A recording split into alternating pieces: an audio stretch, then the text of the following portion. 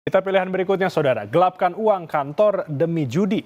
Seorang pria di Bengkulu lapor ke polisi dengan berpura-pura jadi korban pencurian kehilangan uang kas kantor 28 juta rupiah.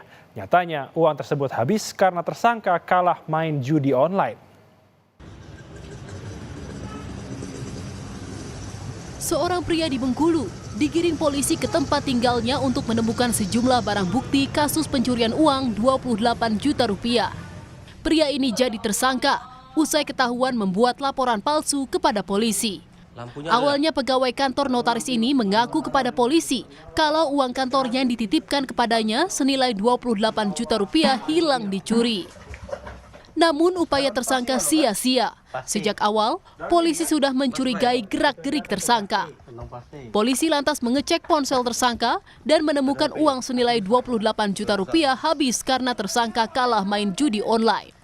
Berusaha menutupi kesalahannya, tersangka lantas berbohong kepada bosnya. Ketidakberesan baru itu. Akhirnya kita coba cek HP-nya, kita cek HP di sana kita temukan ada beberapa transaksi yang mencurigakan. Dari situlah kita interogasi kembali, akhirnya pelaku mengakui bahwa uang tersebut sudah dihabiskan sebanyak 28 juta itu untuk judi online. Kemudian ada hasil menang untuk beli emas. Kemudian pelaku men-setting skenario seakan-akan ada pencurian atau pembobolan rumah di kantor notaris tersebut.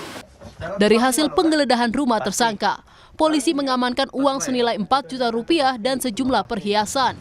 Atas perbuatannya, tersangka kini terancam hukuman 4 tahun penjara. Bayazir Al-Rahyan, Kompas TV Bengkulu.